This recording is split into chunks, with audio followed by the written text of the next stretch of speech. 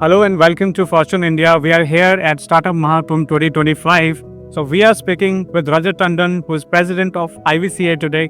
Welcome, sir. Welcome to Fortune. My first question is related to funding winter. How do you see the funding winter thawing in India? Is it now? Can we expect that there will be more shiny days ahead? So what you can see, there is a sign of recovery right now. Okay. So what you saw in 2023, 2024 has shown a much better number for this industry.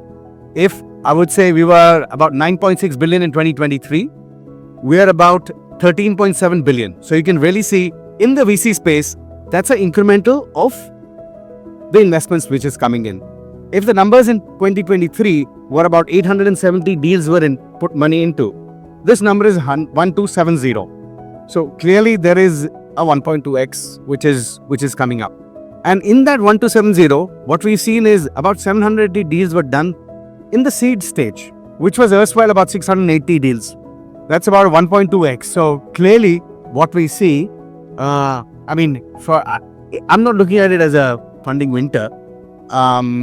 It's actually an incremental value which is coming in.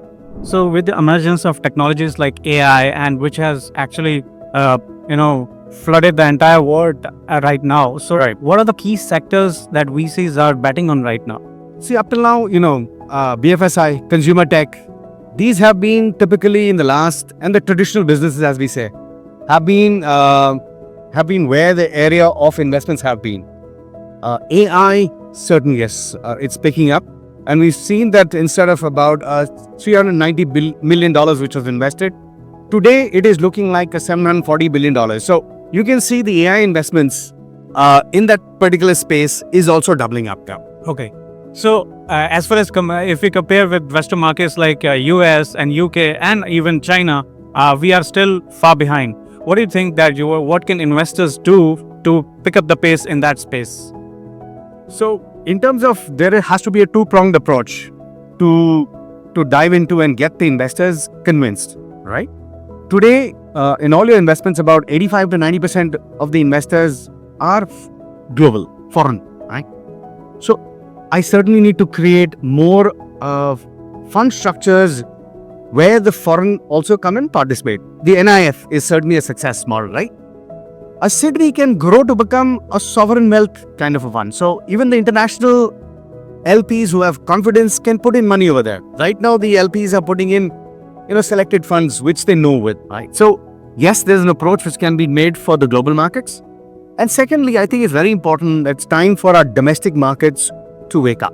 Our domestic LPs to start participating. And how can that happen? More participation by DIIs, right? Yeah. And really for the DIIs to participate, and maybe to a further extent, we can look at why not retail participation. Got it. So there is retail participation in mutual funds. We could certainly influence something around that, and that factor saying retail participation with the fund-of-fund structures, right? Which can be held by an entity, by government. So yeah, there are multiple ways to open both domestic and global pools of capital. Sure. So there is a great push by the government to build for Bharat, non-metro cities. So what are VCs looking at right now? Are they also going to the tier 3, tier 4, tier 2 cities? How much push is being given in terms of investment there?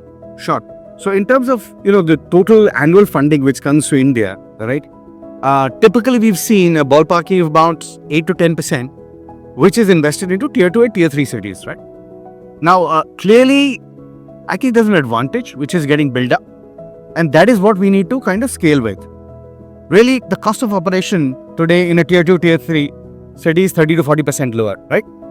Certainly you have skills, and we have success stories also coming out from tier 2, tier 3 cities. Also, there's an interest of the angel network, right? The angel network is extremely important. Up till now, the angel networks in the larger tier 1 cities are now migrating to NAIF structures when they're investing more money because the confidence has been built up. The angels network in local tier 2, tier 3 is also multiplying.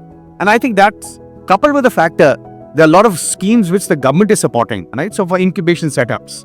Yeah. And so today, an entrepreneur who's sitting across in a tier 2, tier 3, not in tier 2, 3, a remote village as well. So I think the Ministry of Tribal Affairs, Ministry of Ayush are working on those aspects of creating fund-of-fund structures which can impact and make a dent in those cities. Now let's talk about the role of IVCA. Sure. And overall how it is providing a platform for VCs or guidelines for VCs to operate in with maximum potential and invest in all those areas that you discussed right now. So great, thank you. So IVCA is an association for all the venture and alternate capital, which means members of this association are people who are fund managers, who are venture capitalists, early stage, first time managers, micro VCs in that category, venture debt, private credit, which has become very important, private equity, which has been significantly, and it's been investing money into growth opportunities, right? Including real estate and infrastructure. So, and also, category 3, AI, which is typically an hedge fund. So across the board, IVCA is trying to make a difference and has kind of become the single point of nodal contact for the industry to actually interact with the association so that we can enable more investments into the country.